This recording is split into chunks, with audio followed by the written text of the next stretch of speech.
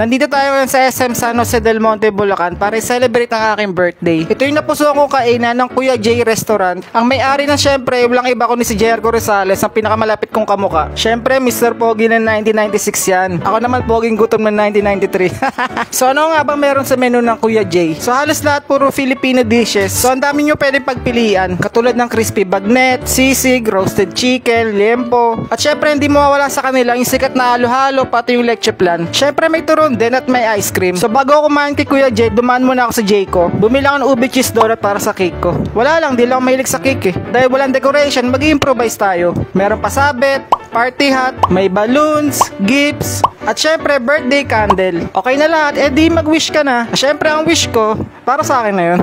Syempre habang wala pa yung order, kainin na natin tong ube cheese donut. As I expected, syempre masarap talaga ang donut sa Jayco. Bukod sa malambot yung donut, talagang di ganun katamis yung donut nila. Kung mahilig ka sa ube, katulad ko, pwede mo to i-try. Bukod sa may ube sa ibabaw, merong ube cream sa loob. Kaya panalo to. So ito ang in-order ko guys, may kanin, may banana chips, may mani, may bagoong, may liempo na may fried veggies na may sausawan, may kropek, kare-kare. At syempre hindi mawawala dyan ng garlic rice na may red iced tea. Umorder rin pala ako ng dessert guys, makikita nyo mamaya. Lahat ng nakita nyo guys, pang solo lang na tao. Lahat ng nakita nyo maliit na pagkain o yung mga side dish, lahat ng yan libre. Pero syempre order kayo ng meal. Masarap din ang side dish nila katulad ng garlic nuts, banana chips, at may kropek din syempre. Maganda to habang naghihintay ka na ibang order. So ito guys, ang in-order ko, ang liempo na may fried veggies. So yung fried veggies guys, yung pritong talong at pritong kalabasa. Weird lang pakinggan pero masarap, lalo na yung fried kalabasa nila. At meron siyang dalawang sausawan katulad ng Mang Tomas at merong mayonnaise na hindi ko alam ano yung halo. Masarap din yung liempo nila guys, crispy tsaka malambot. Try nyo to guys, lalong lalo na yung veggies nila. At ito yung highlight sa lahat para sa akin, yung kare-kare nila. Ewan ko lang guys ha, opinion ko lang to. Para sa akin ito yung pinaka-the best na nakain kong kare-kare. Syempre may magsasabi sa inyo na, we, pare-pareho lang lasa ng kare-kare. We, hindi nga, masarap ba? Iba talaga yung kare-kare nila, parang ginamitan ng mahika.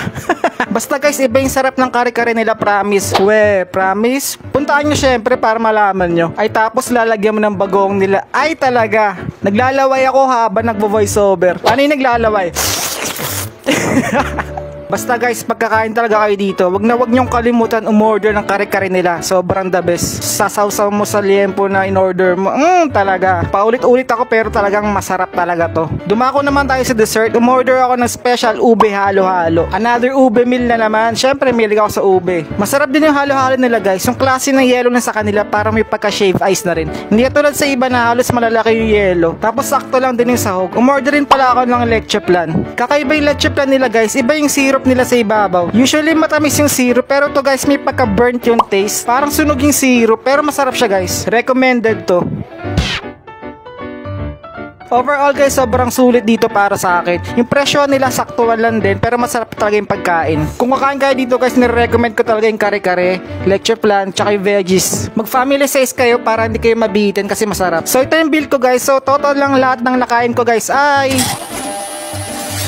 842 pesos lang, not bad, diba? Yun lang, siya. Sige na, follow for more! Taiwan's #1 large fried chicken. Nakasing laki ng mukha ko. Sa next vlog guys, sobrang sarap na ito. See ya!